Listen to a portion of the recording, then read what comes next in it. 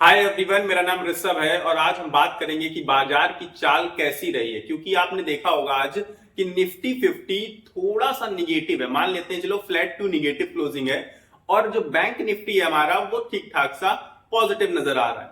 तो ये चीजें क्या हो रही है बाजार में और आगे चल के बाजार की चाल कैसी रहने वाली है, इस चीज को हम लोग इस वीडियो में डिस्कस करने वाले हैं।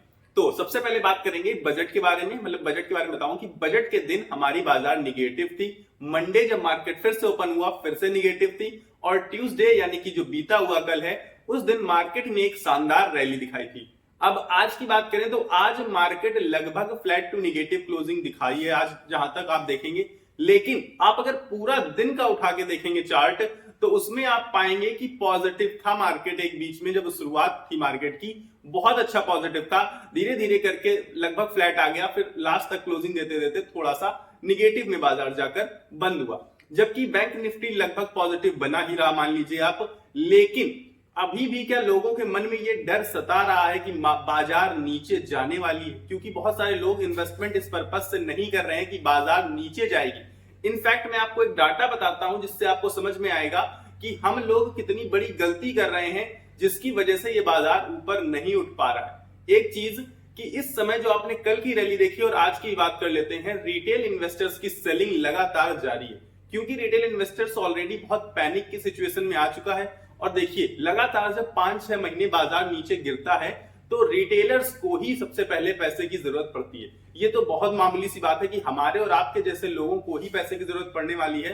जो बहुत बड़े इन्वेस्टर्स हैं उन्हें ज्यादा पैसे की जरूरत नहीं पड़ने वाली है, सीधी सी बात। क्योंकि जो उनका जरूरत का पैसा है वो इतना इन्वेस्टमेंट तो करते नहीं है वो लोग कि वही जरूरत के पैसे को भी इन्वेस्ट कर दे। पर हम और आप यानी कि रिटेल इन्वेस्टर्स ही अपनी जरूरत का पैसा भी इन्वेस्टमेंट करने के लिए तैयार बैठा रहता है। तो रिटेलर्स को तो जरूरत पड़ने वाली थी, नॉर्मल सी बात है इस 5-6 महीने में। तो ऑल्दो अभी आप देखेंगे कि 5-6 महीने से लगातार गिरावट थी, उसमें भी रिटेलर्स ने दबा के सेलिंग करी होगी। इनफैक्ट मैं गलत नहीं कह रहा हूं। लेकिन अभी जनवरी के मंथ से रिटेलर्स ने कुछ ज्यादा ही एक्टिविटी दिखाई है और लगातार सेलिंग बढ़ती हुई नजर आई है। और कल की रैली के बाद एक चीज साफ हो चुकी है कि कल बाजार में एफआईआईज ने एंट्री ली थी, जो कि हम सबको डाटा मिल ही चुका है कि एफआईआईज ने भारी मात्रा में बाई करा था।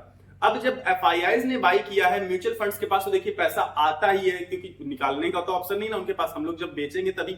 और ज्यादातर लोग एसआईपी अपनी चालू रख रहे हैं, एसआईपी बढ़ा रहे हैं, तो एसआईपी तो कर ही रहे हैं, ठीक है। म्यूचुअल फंड इन्वेस्टमेंट्स बढ़ रहे हैं तो म्यूचुअल फंड वाले भी बाई करने के लिए जा रहे हैं। डीआईआईज डोमेस्टिक इन्वेस्टर्स जो हैं उन्हें अच्छे से पता है, डोमेस्टिक इंस्टीट्यूशनल इन्वेस्टर्स उन्हें बहुत बेहतर तरीके से ये बात पता है कि बाजार बहुत नीचे स्थिति में है और यहां पर जितना माल उठा सको उठा लो। तो एफआईआईज ने भी बाई किया था कल, डीआईआईज ने भी बाई किया था और म्यूचुअल फंड इन्वेस्टर्स भी बाई करने के ऊपर है। तो अब ये सेलिंग किसने करी? क्योंकि बाई हुआ है, दबा के बाई हुआ है, बायर्स बहुत धूम मचाकर आए कल। तो अब ये सेलिंग कर कौन रहा? ये सेलिंग कर रहे हैं रिटेलर्स, हमारे और आपके जैसे लोग, जिसकी वजह से आप पाएंगे कि बाजार तो एट द एंड ऊपर ही जाएगा लेकिन हमारा और आपका पोर्टफोलियो ऊपर नहीं जा पाएगा, क्योंकि हमने पैनिक में आकर सेलिंग कर दी है। और यही सिचुएशन आज भी लागू होती है। इसीलिए आपको ये पूरी की पूरी थ्योरी मैंने बताई है कि आज भी आप पाएंगे तो रिटेलर्स ही सेलिंग करते हुए पाएंगे, लेकिन बाजार लगभग साइडवेज रहा है और यहां पर भी बाइंग की जा रही है बड़े प्लेयर्स के द्वारा। आप सब समझ सकते होंगे क्योंकि बड़े बड़े जो अच्छे स्टॉक्स हैं उनमें अच्छी खासी रैली बनी रही है। आज भी अच्छी खासी रैली आई है शुरुआत के ट्रेडिंग सेशन में, लेकिन लास्ट तक जाते जाते थोड़ी सी गिरावट देखने को मिली है। तो ये सारी चीजें अगर आप समझ पाएंगे, क्योंकि मैंने आपसे कहा है, आपको बता चुका हूं ऑलरेडी कि इसका मतलब ये नहीं है कि बाजार उठ रहा है कि आप अपनी सारी की सारी इन्वेस्टमेंट लगा दीजिए, और अगर बाजार गिरता भी है तो इसका भी ये मतलब नहीं होता है कि आप अपना सारा का सारा पैसा निकाल लीजिए। क्योंकि पैनिक में सेलिंग और पैनिक में बाइंग दोनों ही नहीं करनी चाहिए। वो दोनों ही हमारी सेहत के लिए और हमारे फाइनेंशियल के लिए बहुत ज्यादा नुकसानदायक होती है।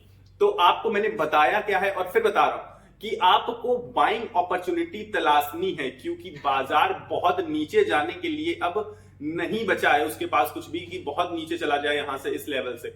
और ऊपर जाने के लिए बहुत कुछ है, क्योंकि आपको पता है कि कल एफआईआईज ने एंट्री करी थी और अब जितनी ज्यादा एफआईआईज बाइंग करेंगे उतनी तेजी से मार्केट ऊपर जाते हुए आपको नजर आएगा। और मार्केट ऊपर जाएगा, स्टॉक्स ऊपर जाएंगे, लेकिन हम सबका पोर्टफोलियो और हम सबको जो पैसा चाहिए वो ऊपर नहीं जा पाएगा, वो आगे नहीं बढ़ पाएगा, क्योंकि हमने इस सिचुएशन में पैनिक में आकर सेलिंग कर दी होगी। ठीक है, ये सारी चीजें मैं आपको समझाना चाहता था। आई होप आप समझ गए होंगे, क्योंकि मैंने आपको पूरे के पूरे डाटा के थ्रू बताया है, सब कुछ चीजें समझाई हैं अच्छे से। और अगर अभी भी आप कुछ नहीं समझ पाए हैं तो हमेशा हमेशा आपके लिए कमेंट सेक्शन मेरा ओपन है, आप कमेंट करके कुछ भी बोल सकते हैं। इनफैक्ट आप पूछने के अलावा अगर आप कुछ बताना है तो बता भी सकते हैं। तो कमेंट बॉक्स हमेशा आपके लिए ओपन है, जरूर से जरूर कमेंट किया करिए।